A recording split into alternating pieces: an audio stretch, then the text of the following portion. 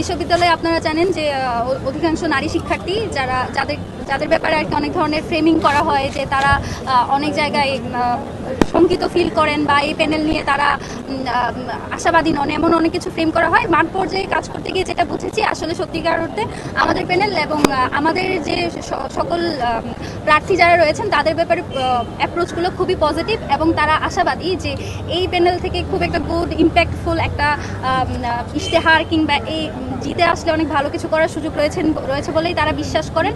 এবং সামগ্রিক ব্যাপারে যদি বলি, বিশ্ববিদ্যালয় প্রশাসন এখনও কিন্তু নারী শিক্ষার্থীদের জন্য সেই সেফ স্পেস তৈরি করতে পারে নাই এবং নারী ভোটাররা যাদের ছবি প্রকাশ করা হয়েছে তাদের নিয়ে কিন্তু বিভিন্ন ইস্যুজ আমাদের কানে এসেছে এবং সেই সব ইস্যুজ নিয়ে বিভিন্ন ডিপার্টমেন্ট পর্যায়েও অনেক ঝামেলা হচ্ছে বলে আমরা জেনেছি।